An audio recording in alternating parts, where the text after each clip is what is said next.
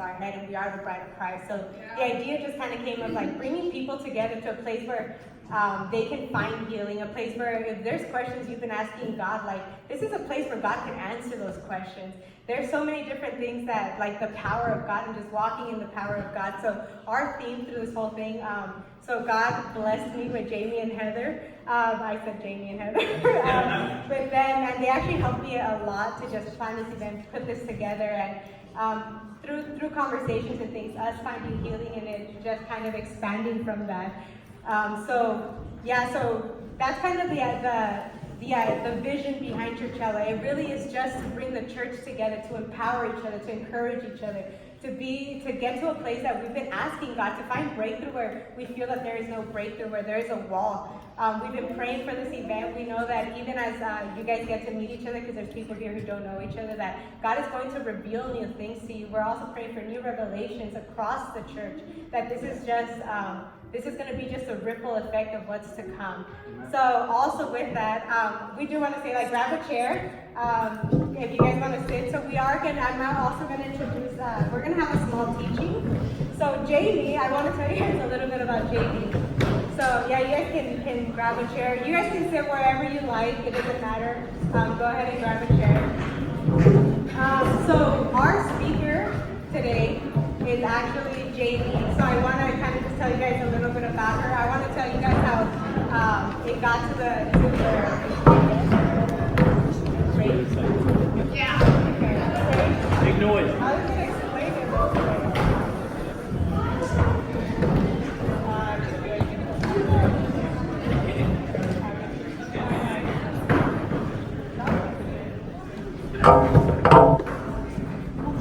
Oh, she's recording. I see. That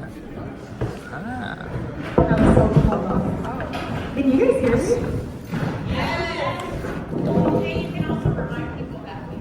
We also have name tags in the back, so that helps with conversation. Okay, so I'm going to kind of talk a little bit about, I'm going to introduce our speaker today. So when I first became a Christian, and I worked at CFC on staff, I actually was working with Jamie, and this one time she was just like, hey, we were just sitting in her office, and she's like, let me pray for you. And I remember like she prayed, and she was then like, when she started praying for me, like she just released like words of knowledge, and she began to speak things into my life that I was just in awe. I had never experienced that before. So I remember leaving that prayer and just being like, God, that, what she did, I want to do that. Like, I want to be able to do that. And then I got the opportunity to listen to her teach about, I don't know, it's like over a year ago.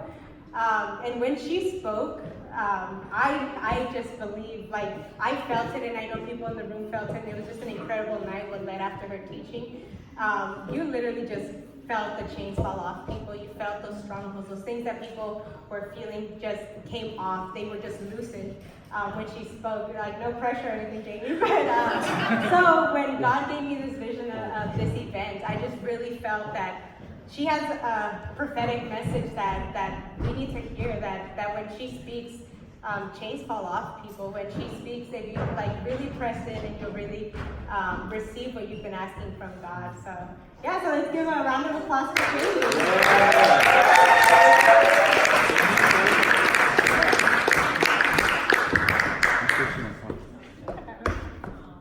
I told Michelle I wasn't going to be able to teach after that. But that's all Jesus. No, seriously, like, not, what? Do you want me to help? Oh, later. Okay. We ask for giftings, and God's so good to use us. So thank you, Wendy. I love that she shared that intro, because that's the reason that we are here. The reason that we have this venue is exactly what we want to talk about. Is as we've been praying for this and prepping, God has just been showing us that He's doing something in the Spirit. He's shifting things for people personally and as a church body, and that's what we want to talk today about. Is sometimes we're like, okay, there's shifts. I mean, Wendy thought she was going to be getting married here a year ago, and there was a shift in her story. And sometimes we're like, God, what the heck? Like, what are you doing? And so for us today, as we've been talking and praying, maybe it's a good shift for you, and God is adding something new and fresh because He's changing your story a little bit for the good, or maybe He's cutting something off because it hasn't been bearing fruit and it's Yeah. not beneficial, so he's cutting it off. Or maybe he wants to add a new skill set and he's teaching you, he's taking you through a new journey because he's adding something new, and this new skill set you're going to learn is going to help in the future. And so through some of these different things, it's hard. She talked about the last year has been a hard journey, has been difficult, and she's like, hey God, what are you teaching me? And I think as a church collectively we're going through that. We see that in the body of Christ, and I think in our personal lives we're going through that. God, what are you doing? And so through those questions is what we want to talk about today. So let's pray. God, we thank you so much. We're so honored to be here. We're honored that you use us. We're honored that you have given Gwendy this vision, and all of us get to be a part of it. So thank you for being here. I thank you for this word that you've given to us and that you're speaking to us. I ask that each one of us walks away with something different today. We walk away with a word. We walk away with revelation. We walk away with healing. And maybe it's confirmation, but I thank you, God, that you're doing something, and we glorify you today. And we want it to be all about you. So thank you, Jesus. Amen. Amen. Okay, so starting out, there's a pastor named Tim Story, and his last name is just a coincidence. I didn't plan it. Because we are talking about our stories, but there's this pastor named Tim Story, and he's been around for a while, and something that he talks about is a phrase, and he says, sometimes life knocks the shot out of you. So when we're born as kids, we come in with a shout. I mean, kids are loud. You never hear parents coming into the kids' rooms like, make it louder in here, the volume's too low. And so kids just are born with a shout. And what I want to add to that is kids are dreamers. They have big faith. I mean, when kids are young, you hear them say, yeah, when I grow up, I'm going to be a firefighter and a soccer player. And they're like, just the faith. Or a girl's like, yeah, I'm going to be a ballerina and a veterinarian. And there's like no question about it. She's going to do both and succeed at both. But they just have this big faith. And so we're born with this faith. And then life kind of knocks the shot out of us sometimes. There's brokenness. Our story changes. Maybe a marriage is not going the way you thought it would, or the business that you've planned is not going how you planned it. And there's things that knock the shot out of us. And so that's what we want to talk about is through this part of life, what do we do when God has maybe set up this dream, has said, hey, I've called you to great things. That's what we want to talk about today. Is we know that God has a beautiful ending for us. Maybe we're not seeing it in sight right now, and so we're like, God, what the heck are you doing? And so I have a couple props that we're gonna set up. And Sawyer, did you want to help? You want to help?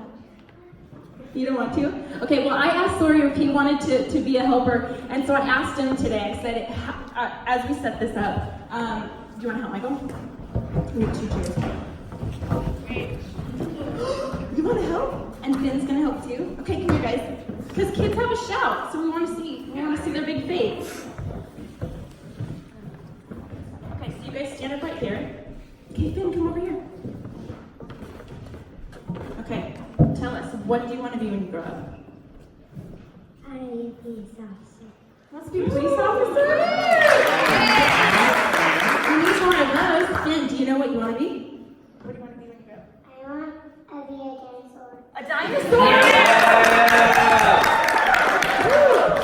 Thank you, guys. Okay, you go sit.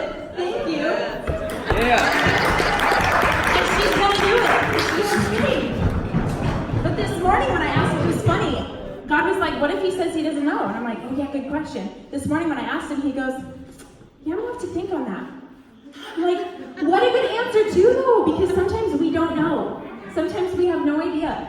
And so as kids though, we have this shout. And then, I mean, through life, sometimes people that we think believe in us say something over us, or say something like, yeah, well, are you really gonna do that? And so your shout kind of gets quieter. And you're like, yeah, I'm gonna build this business. And you kind of like, your shout gets quieter. For some people, I mean, it affects them differently. Some kids, you see them acting out and getting louder because they're craving love. And sometimes it rubs you differently to where now you have a chip on your shoulder and you're gonna fight, you're gonna put your head down and you're just gonna work super hard and prove them wrong. Well, however life hits us, it still knocks the shout out of us in a different way. And so maybe just imagine yourself as a kid and what you wanted to be when you grew up and what it looked like for you to have faith. And so over here is our dream. imagine, like our big dream or whatever you wanted, and then over here is starting out with a shout. So in this life, in this part, we want to just imagine this is your life. We want to talk about what does it look like in there. God told me to watch the movie Up last week, and I was like, why? And I've only seen it once. I don't know if you've seen the movie Up, Pixar, but dude, if you have not seen it or you haven't seen it in a while, I encourage you to watch it. Oh my gosh, yeah, so good. So anyway, this movie, it starts out with this little kid, Carl, and he sees this, I don't know if it's a documentary or a movie or whatever, of this explorer named Charles Muntz, and he's an explorer, and his big phrase is, adventures out there. And so this kid, Carl, is dreaming, he's like, I'm gonna be an explorer, and I'm gonna do all these things, and then he meets this friend, Ellie, and Ellie's found the same thing. She's like, I love Charles Muntz as well, and she actually has created this adventure book. And she has pictures of Charles Muntz, and she has pictures of the adventures she's gonna go on, and her goal is to go to Paradise Falls. And so she's like, hey, you're gonna go with me. And she just signs up, you're gonna go with me, and we're gonna get there. And she's like, how are we gonna get there? How? You have to promise me that you're gonna get us there. And so he makes his cross, he goes like, I promise you we're gonna get there. And so they get married and they start living this life of adventure, and they start saving up in this jar, they start saving their coins to go to Paradise Falls. Well, then life happens, and he breaks his leg, so they have to break the jar and use the money for his broken leg, and then they get a flat tire, so they have to use the money. Well, life hits, and they have to use this money for other things, and they're frustrated. So then, within the first 15 minutes, they are still working on it, and then they put the jar on the shelf and forget about it, and they get old. And Ellie gets sick and passes away. And in the first 15 minutes of the movie, I'm crying and I'm like, what the heck is this movie? What did I get myself into? Okay, but that's life. I mean, we're like, this was for sure not in the plans. This is not. And so Carl's left there with, we were gonna have this dream. What the heck? And so then this kid, Russell, comes in, and he's this kid that's not gonna take no for an answer, so he joins the adventure, and they end up balloons. They take these balloons and they attach them to the house, and they take the house, and they're like, we're gonna go find Paradise Falls. So then a storm hits, and he's thinking, okay, we're not gonna make it, and that's so true in life. Storms hit, and we're like, well, where the heck are we gonna go? So the house lands, the storm lifts, and it just so happens in the movie, of course, it just so happens that they're right across from where they want to be. And I think for us, it doesn't just so happen, those kind of things for us are God's hand. And we see God's hand working where we can't, and we see his favor. And so so the storm lifts, and Carl goes, he's this old man, he's grumpy, he's like, oh, I came all this way to be on the other side? And I think that can be our posture a lot of times. God, I've put so much money into this business and then it fails. Or I've put so much time into this relationship and it's not going to work out. Or I've been praying so hard for my mom to get healed of cancer and then she passes. I mean, there's these frustrations that are like, okay, seriously, this is where we are? But what's so awesome about Carl is this dream is not big enough, or is big enough for him to not give up. He's like, we're going, so we're going to make the trek around. So the rest of the movie is just about all these things that hit as he's making the trek around to this promise, to this goal, to this dream. And what's cool is they get an opportunity to help someone. They find this bird that needs to get back to her babies. And although it's a distraction to his dream and causes some trouble, he actually realizes that helping other people was really fulfilling. And not just focusing on his one dream was actually really fulfilling. And so in their adventures, he also meets Charles Muntz. He's in this place, and he turns out to be not who he thought he was. Like, he was looking up to this guy, and this guy ends up bringing more trouble to him and really burning him and causing trouble to his dream. And isn't that, I mean, we go through that too. People we think are safe, people we think that believe in us, we can get burned by them and we can get really, really hurt. And so I'm just pondering, like, God, this movie is our lives. And what's so cool though, is he's still, even though this person that basically started his dream is now against it and is now not for it. And so what's so cool though is he's like, okay, I'm still going. Like, he does not let that stop him. And so he's still going after it. And so that's where we want to pick up. Because I think in this season, we can get stuck in these questions of, okay, well, it's too hard. Like, I can't still go.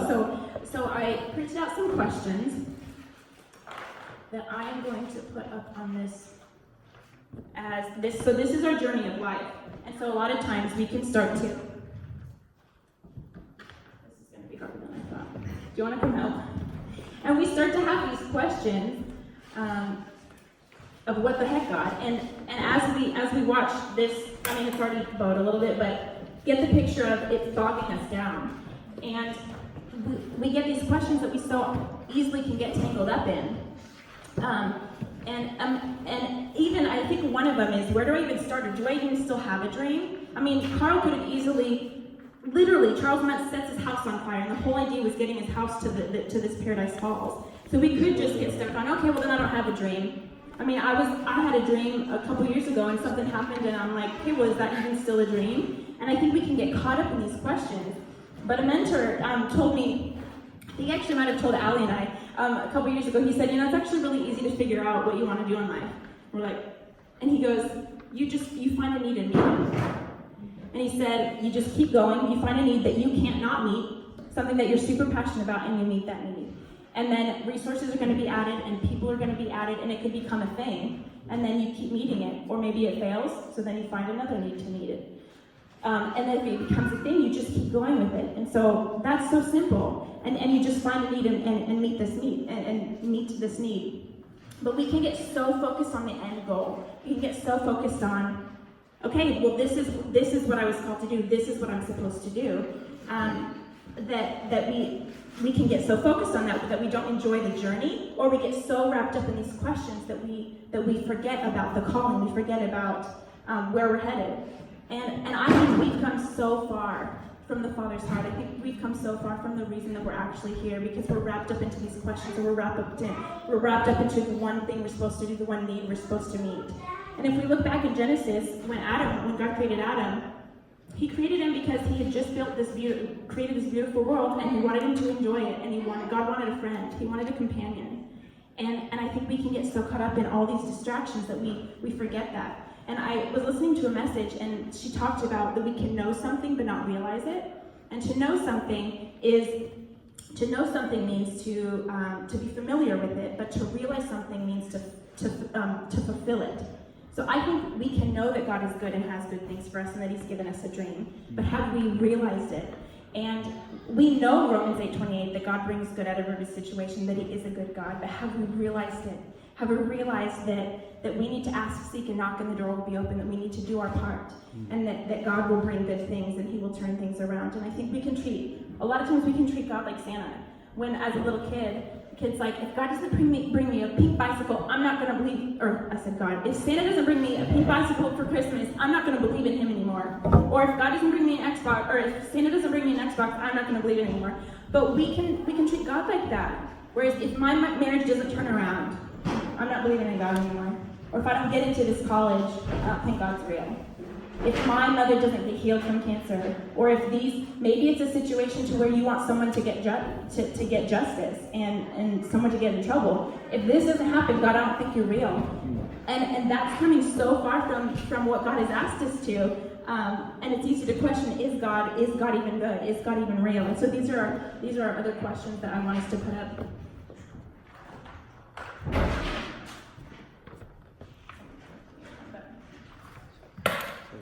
Like, why didn't you save him? Or why are you even good? Why aren't you turning this situation around? And those are all very, very real questions. Some of the greatest scholars can't even figure it out or have answers, and we may never get the answers to those questions this side of heaven or ever. But maybe you have your own question, and label your own question, or label your own frustration up here that's bogging you down. But honestly, we signed up for this life of faith. At one point, we signed up to, okay, God, I'm gonna believe in a God that I can't see. I'm gonna believe that he sent his spiritual son down in a heavenly, earthly body to die on the cross and take every bit of our sickness and pain and destruction and disease and brokenness, and die, go on the ground, come up 3 days later, and now that and believe that we get to go to heaven with them in a glorified state. We chose to believe that.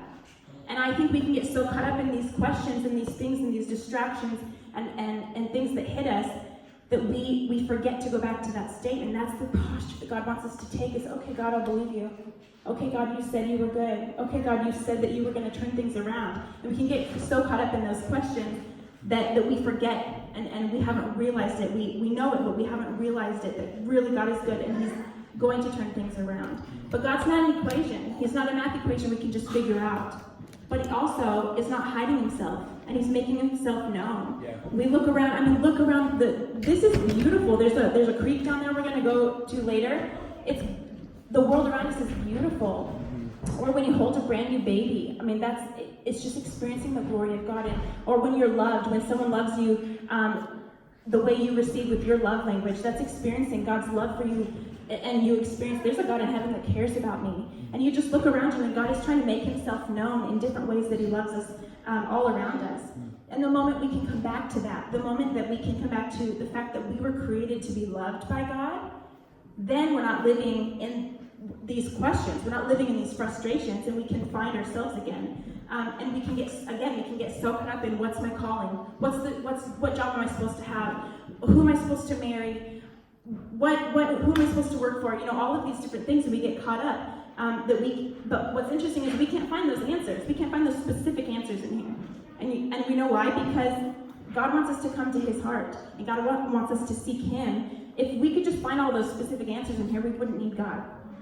And I think we get so frustrated with, okay, I've been waiting on this answer for years. I've been waiting on God to help me forgive this person for years, and it's just not happening. Okay, he wants us to seek his heart before we can find those answers. Seek him. And again, if we look back at Adam, why God created Adam, he didn't create him to take care of the animals. The animals weren't there yet. He didn't create him to get married to Eve. Eve wasn't there either. He didn't even create him to get people saved. People weren't there. He created him first to have a relationship with God and know God. And we have to realize that too, before we can find a passion that we are going to give ourselves to, and it sets our soul on fire. Before we find the right person that we're going to do life with, we have to know God. And before we get people saved and bring others to Jesus, we have to know the person that we're going to bring them to. Yeah. We have to know the reason that we're bringing them, which is to know God and be loved by God. And we have to bring them to the right truth. Mm-hmm. We have to bring them not to distraction or not to anything else, than knowing God. Mm-hmm. And that's exactly what sets us up. And that's what sets up the story, the narrative for the story. It's like if you watch like a murder mystery or whatever. It's like the first scene a lot of times is the murder, so that you can follow along the story. Well, that's the first scene of our story, is knowing and being loved by God. And if we keep going back to that, then we can figure out the rest of the story. It's like when you're watching the movie, you remember what happened so that the rest of the story makes sense. Well, this is our first scene, is being known and loved by God so that the rest of the story makes sense. Yeah. And in Matthew 6:24 it says, you can't serve two masters. So God's like, hey, just letting you know that there's going to be distractions, there's going to be brokenness, there's going to be false idols that are going to take your attention away from me. And in Exodus 34:14 it says he's a jealous God. So he knows there's going to be disappointments, he knows there's going to be distractions, he knows there's going to be stuff that try to hinder our faith and hit our faith. But he's saying, just letting you know, you can only serve one, so pick one. And I think that's where we want to spend some time today, is figuring out what are those distractions. Maybe you already know. Maybe you know the things that you're flirting with, the false idols, that you aren't just ready to give. I know for me, I'm really working on some forgiveness. And we have to come back to the Father's heart for us to work through all of that stuff. And so he has total healing for us. He has abundance. He has restoration. He wants us to bring heaven to earth, but how much are we willing to bring heaven to earth? And we make things so complicated for ourselves. And when really it's so simple, is seeking him. But we've come so far from the fundamentals of reading our word, of praying, of seeking, the daily bread. It's not enough to hear the message on Sunday. You eat every single day for strength and sustenance. So this is daily, because he has a new word for us every day. I mean, he showed me one time, he's like, the revelation that I gave you last year is not still carrying you.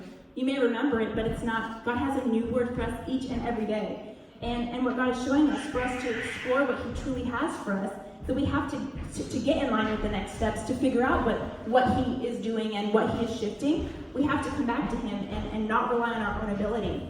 And not rely on, there's tools in the world that are beneficial. Our phones are beneficial, and food is beneficial, and money is beneficial, but the moment that we rely on that instead of God, that's when we change things. And that's honestly when we're not relying on God and his love for us.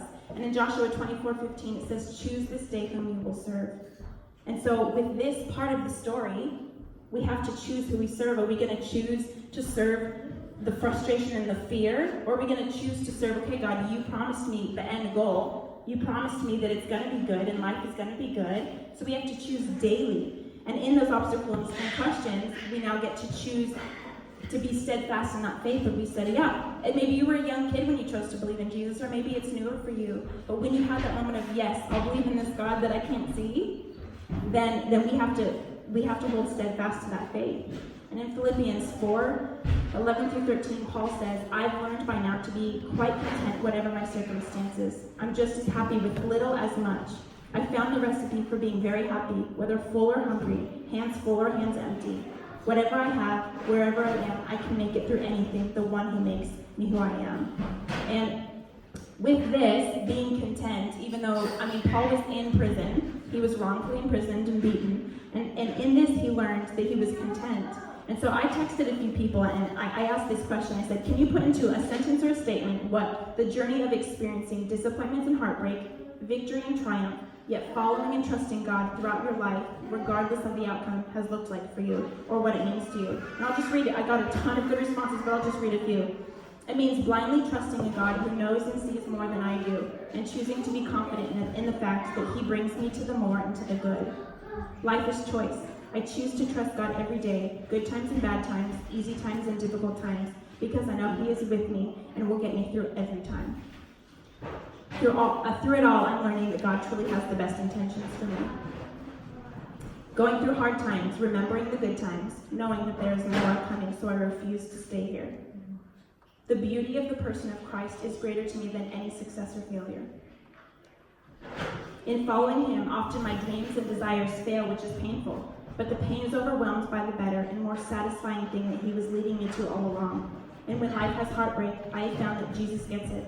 He understands my pain and sadness and can help me sit in it and walk through it. This one's good. He said, for me, it's the matters of our kids. The journey is your faith, believing for those things that are not yet seen. The disappointments are not seeing them manifest. The heartbreak is seeing them fall hard, so hard it makes you cry. The victory is seeing your years of prayer starting to manifest. All the time standing and believing in God's word and the power of prayer. Be strong in your faith and never give up. I trust in, depend on, cling to, adhere to Jesus with all my heart, even when I don't understand. The journey is the focus, the journey is the outcome, and the journey is normal.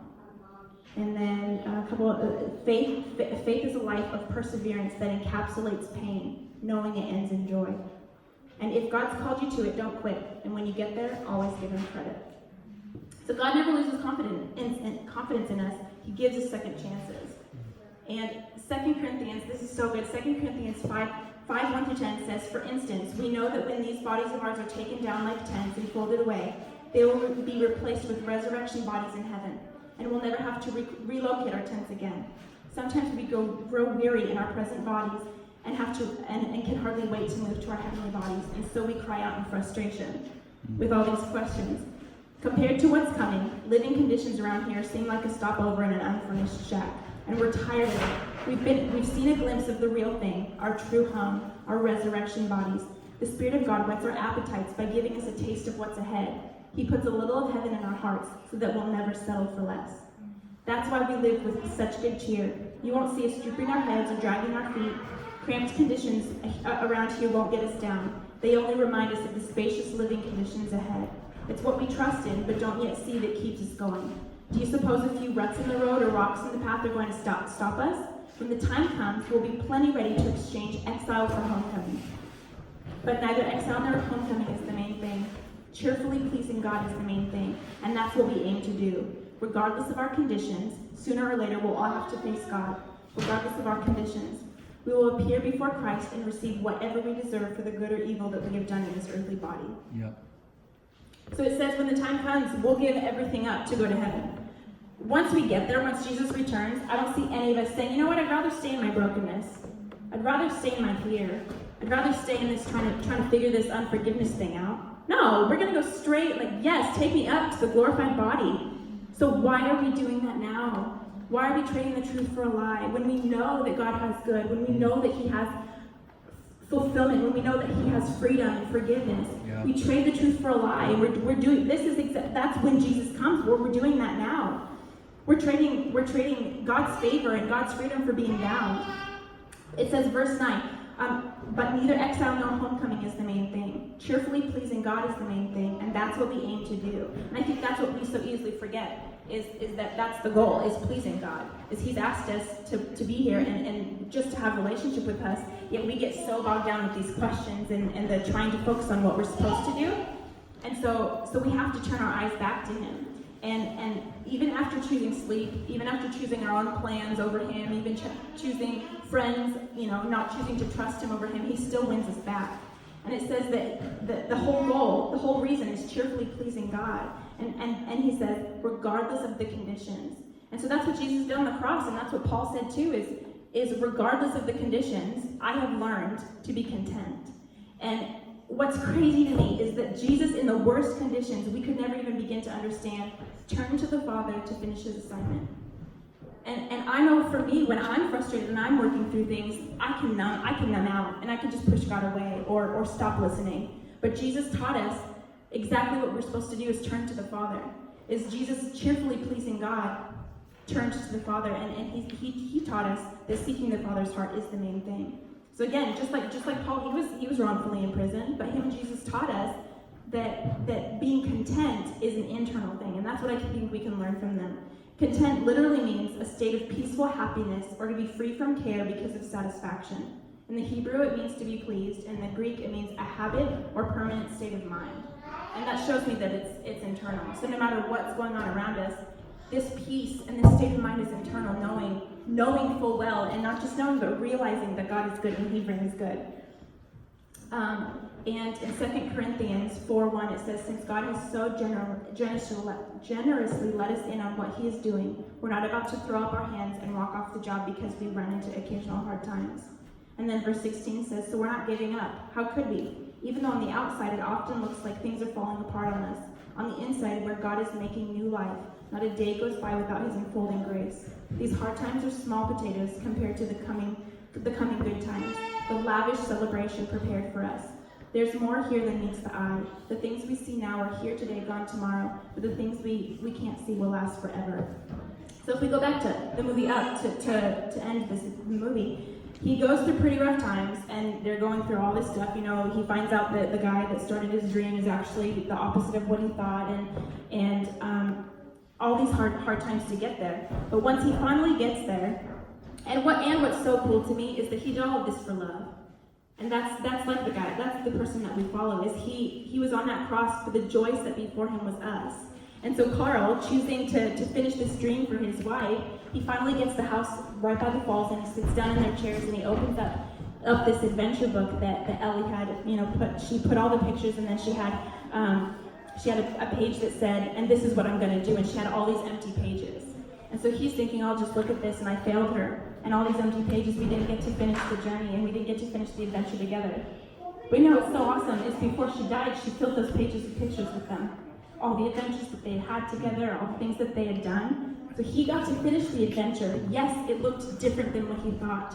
Yes, we're here in this building because it's different than what Wendy thought. So much of our journey is different what we thought it was. But we still get to finish an adventure, or God will bring a new adventure. And at the very end, this is so good. At the very end, Ellie put a picture of them sitting in their favorite chairs, and she wrote, thanks for the adventure, now go have a new one. I'm crying. Now go have a new one. And that's what God's doing for us. Is maybe He's starting a new adventure, or maybe He's cutting things off because you've been playing with it and it's not bearing fruit. And so I actually bought this. You can get it off Amazon, and this is the adventure book that she had. Nice. And God's showing me that we can get so stressed and so focused on the end, or so wrapped up into this, that we miss filling these pages out. We miss filling out the good times of helping people. We miss the beauty in helping people, the wonder in adventures, the richness in relationships, the excitement in opportunities.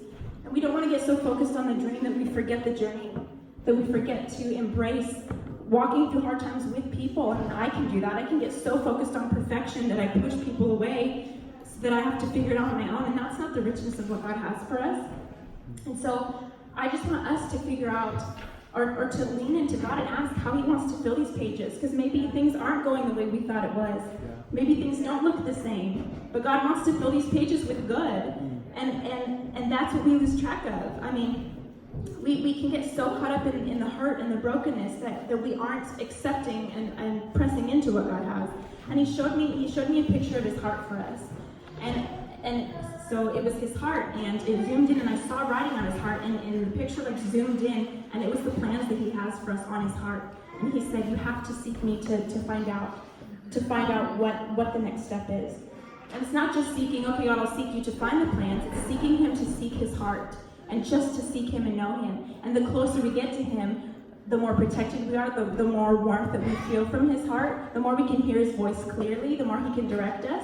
And so that's the goal, is to seek his heart. So yes, there are these questions that are so real, and yes, we can run into ruts and bumps and hard times, but we so often run from him instead of to him. And this is a room of people that believe that there's a God that has more for us, that has different for us. And so we want to take some time to ask what that is, to fill these pages with heaven and bring heaven to earth. So we know that one day we'll be brought up from exile into homecoming. But he said that we can bring heaven to earth, so how much are we willing to work towards that, to bring heaven to earth? Instead of staying in the death and the brokenness, because that means that the enemy wins if we're staying bound. For me, I lost someone really close to me years ago, and it really shook my faith for a long time. And the other night, 2 nights ago, we went to a Hillsong concert. And one of the last things that I did with him was go to a Hillsong concert in that same venue. And I just sat down and I cried and I said, God, you took him from me. And I still don't understand. And he said, no, death took him, but I can restore. And are you going to give him to me? And also I've been walking through hurt from some people that were supposed to be safe, that really hurt me and shattered my self-confidence and told me things that basically took away my dream that I thought I could believe in myself. And at the Hillsong concert, God said, are you going to release it? Because it's not your portion to stay broken. It's not your portion to stay in your unforgiveness. He said that those people that treated me wrong and took my self-confidence, he said, even if there's justice for them, it doesn't mean that you don't get, or even if there's justice for them, or there's mercy for them, that doesn't mean you don't get justice. My justice is at the cross. And he's a God that can do it all. He's a God that can figure out your struggles. He's a God that can tear these things off. And so he literally, as I was sitting there, he showed me a picture of us taking these off and him figuring out these questions. Maybe we'll never understand why. Maybe even in heaven we might not understand why. But the more that we can take these fears off. I mean, a mentor told me a couple weeks ago, this one doesn't want to come off. A mentor told me a couple weeks ago she saw a picture of humanity and of God's children covered in black.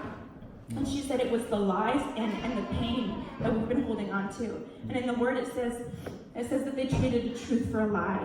And so all of these lies that are covering us, the moment that we can start ripping them off is the moment that we can start uncovering, that's when it gets exciting. We get to start uncovering the adventures that he has for us. We get to start uncovering the giftings that he has in us to bring out. And that's where it gets exciting, is the moment that we can not forget these questions, but come to God, seek his heart. I mean, he showed us this picture. Come to me. Come to me. These are where you're going to find your plans. This is where you're going to find healing. This is where you're going to find restoration.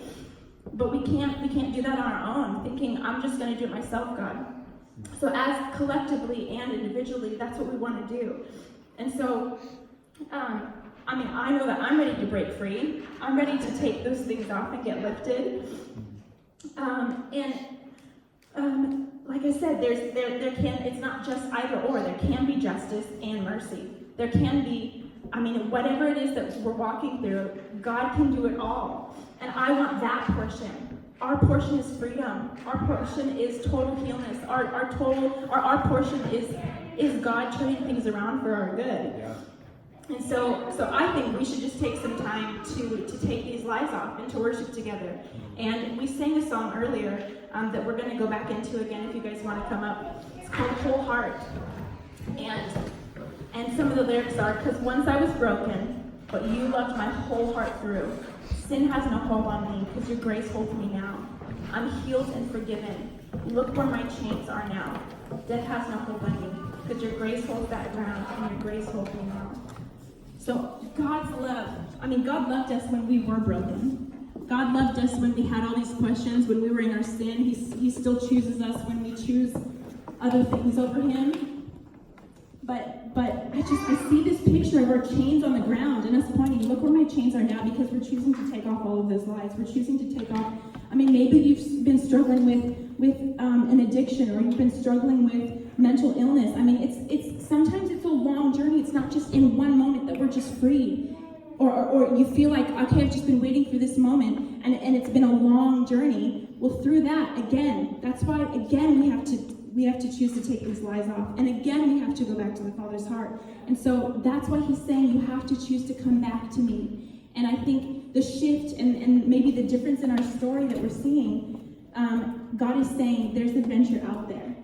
There really is adventure out there. You can fill these pages with such good. You can fill these pages with freedom and with helping other people and with good times. And so we want to go back into worship, and we're going to sing this song, and then we're just going to take some time for all of us individually to just speak with the Lord, and maybe you already know what you want to be freed of or what you want settled with God. But let's just take some time, and then I think we'll just go back into worship.